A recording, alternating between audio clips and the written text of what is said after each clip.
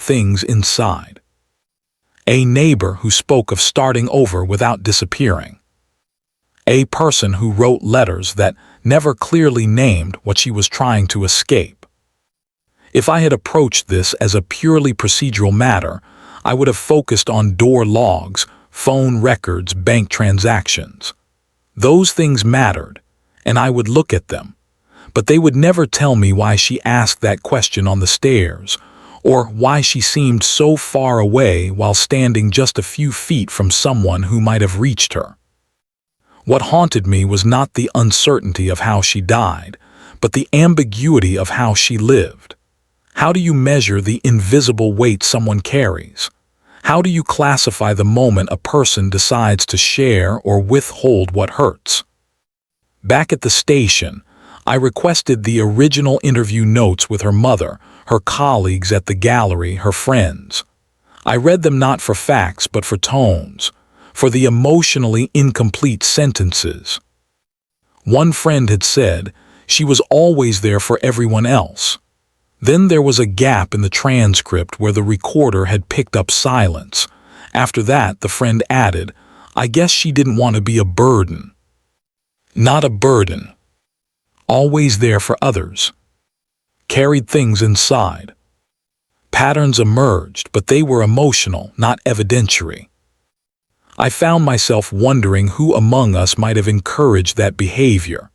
Had someone praised her for being the strong one, the calm one, the listener, never asking how much that stance cost her?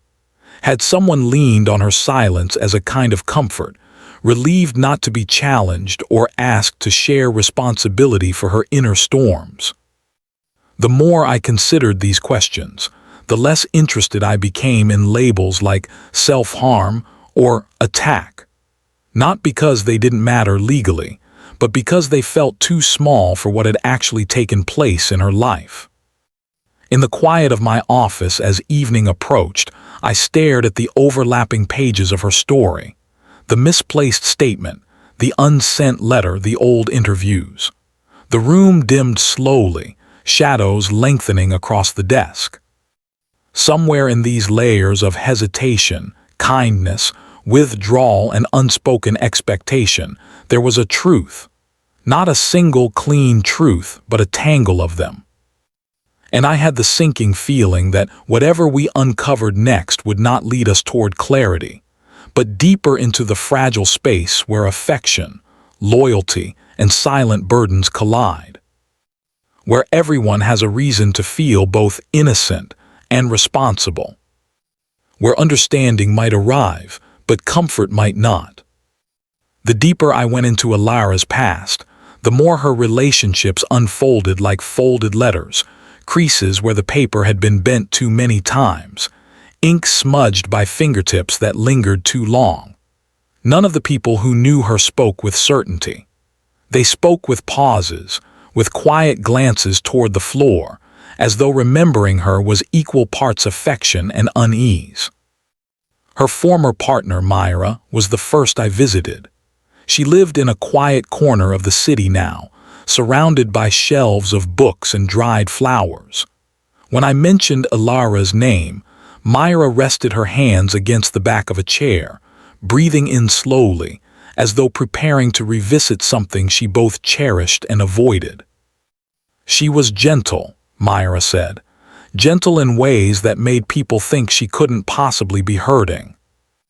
There was a long silence, but she was also distant, thoughtful. I never knew how to reach that part of her. She did not accuse anyone. She did not even suggest wrongdoing, but her voice tightened when I asked about their final conversation. She said she needed clarity. I thought she meant distance from us, but now I wonder if she meant something inside herself. When I left, Myra stood by the window, her silhouette softened by the sunlight, as if caught between memory and longing. It did not feel like guilt. It felt like unfinished tenderness. The second relationship I examined was with Julian Hart, the older man Daniel had described. A curator from the gallery, he welcomed me with careful politeness, the kind that carries more restraint than warmth. His office was tidy, too tidy, perhaps, each object arranged with deliberate precision. Her art had a quiet language, he said. You had to listen differently to understand it. When I asked about the unsigned letter found in her apartment, he froze in a way almost imperceptible. A breath held a fraction too long.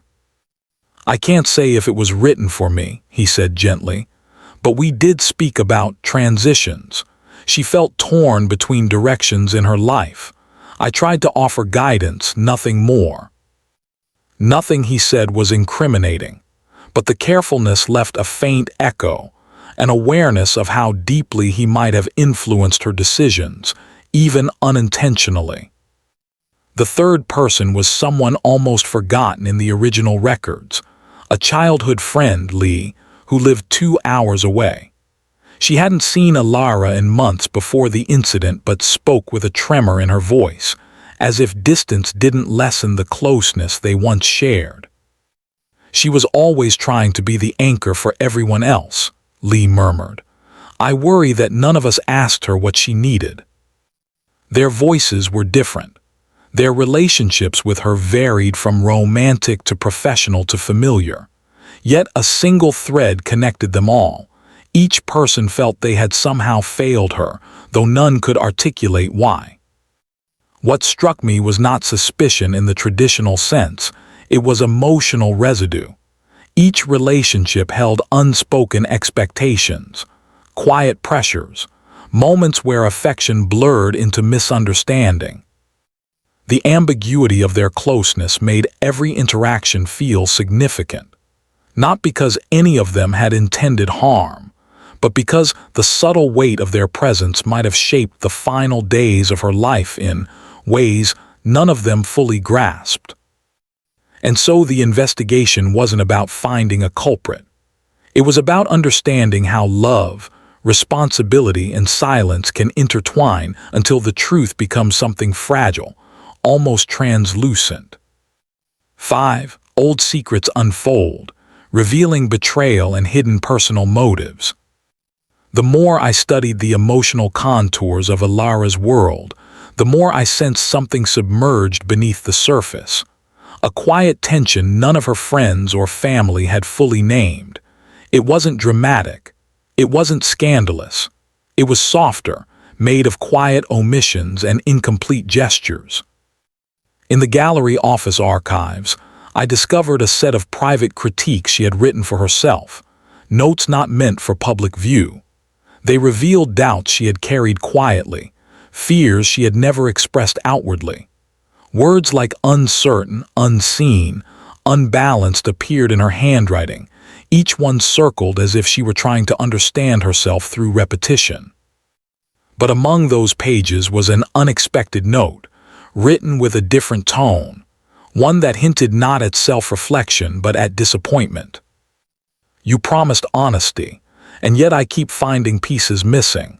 I wish I knew which version of you I am speaking to. It wasn't addressed to anyone, yet the emotional imprint was unmistakable. This was written after a fracture. A quiet one, but a fracture still. Cross-referencing dates and gallery schedules, I realized this was around the time Julian had been curating a private exhibit with her. When I questioned him again, he didn't deny tension but framed it as creative conflict. Still, there was something unspoken there, a sense that he may have guided her decisions too firmly, urging her towards certain artistic choices she was unsure of. Meanwhile, Myra confessed something quietly during our second conversation, almost as an afterthought. There was someone else she confided in, someone she trusted deeply but never named.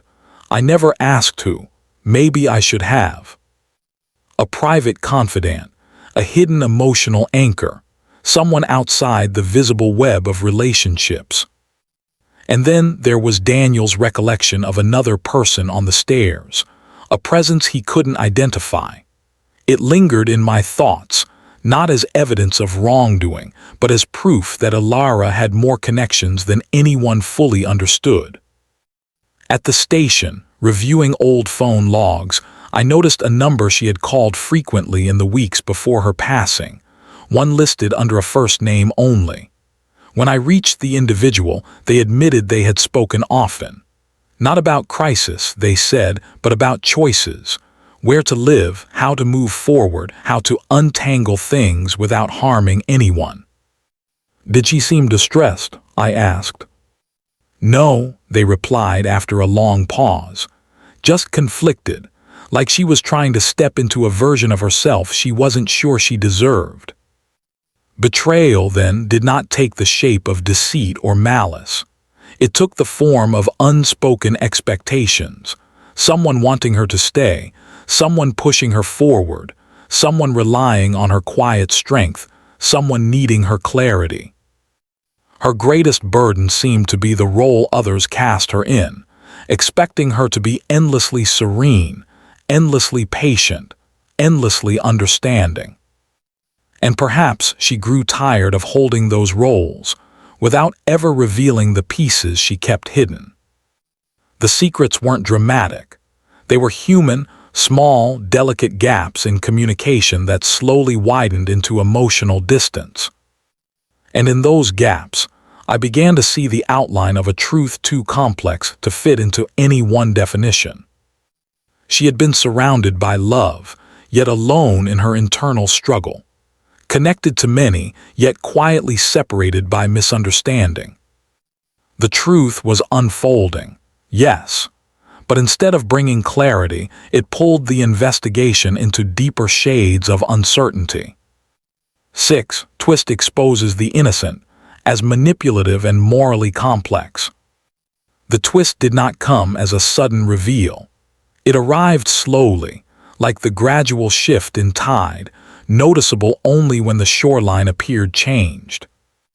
It was Myra who first hinted at it, not intentionally, but through a small confession during our final conversation.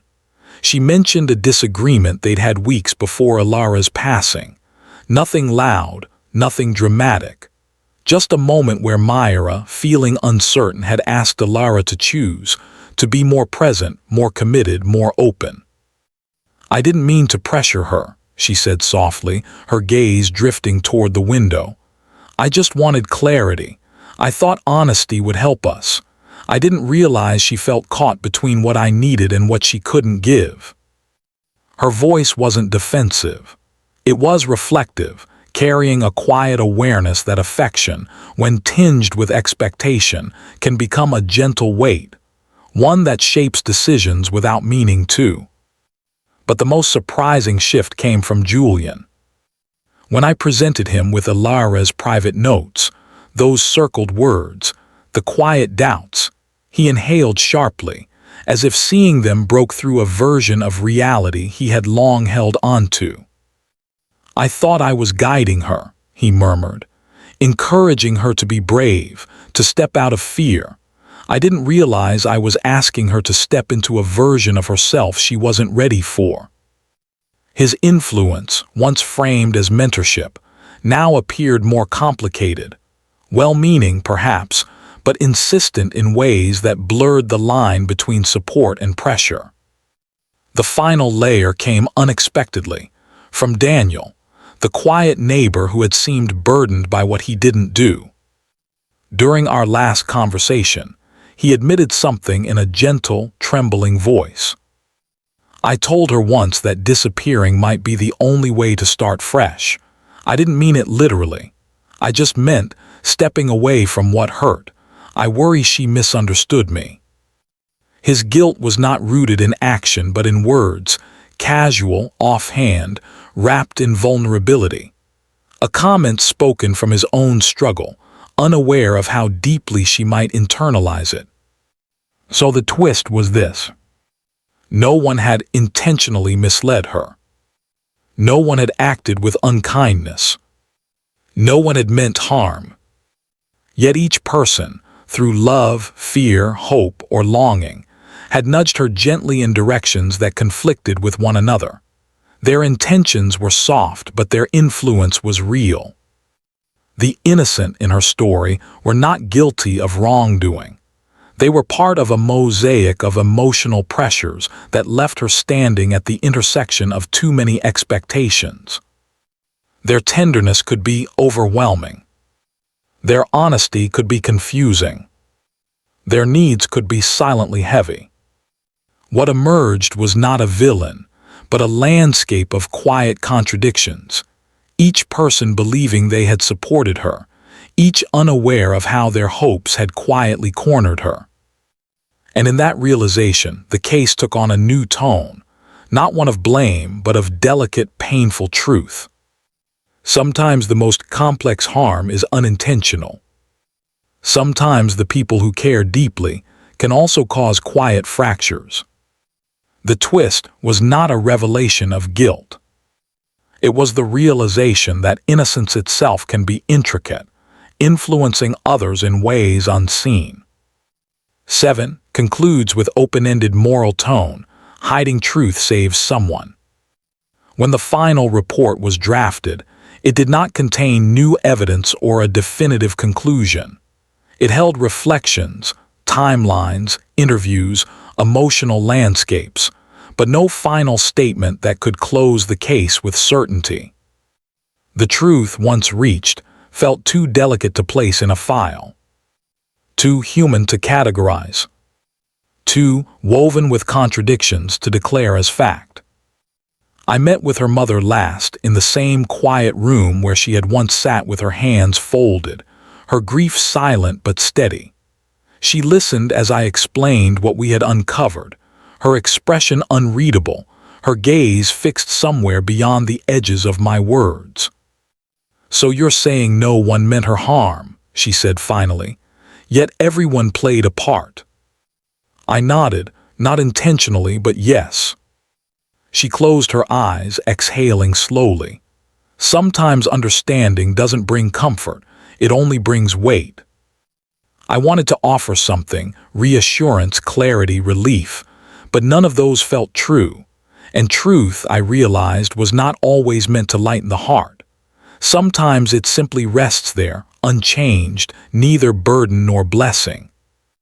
Later, as I finalized the documents, I made a quiet decision, not to include certain emotional revelations, not to name conversations that had been whispered in vulnerability, not to frame any person's influence as a factor that might shadow their life with regret. Some truths are too gentle to survive an official statement. Some truths belong to the heart, not the record. By leaving some details unspoken, I protected people who had already carried silent guilt for years, not because they deserved shielding, but because numbing their influence might lead to pain without purpose. The department asked whether the case should remain labeled as undetermined. "Yes," I replied, because numbing it anything else would be an oversimplification. And so the story closed, quietly, ambiguously, like a door left slightly ajar, letting in only enough light to remind us that certainty is not always the path to peace. Walking back to my car that evening, I passed one of her old murals, faded but still graceful, colors muted yet present. It seemed to hold her essence, thoughtful, reflective, unfinished. In that fading light, I felt the truth settle in a way that was neither comforting nor painful, just real. Sometimes silence protects. Sometimes withholding a truth becomes its own kind of kindness. And sometimes, the closest we come to justice is understanding without closure. The case was never solved in the traditional sense, but it was seen. And perhaps, in some quiet corner of the world, that matters.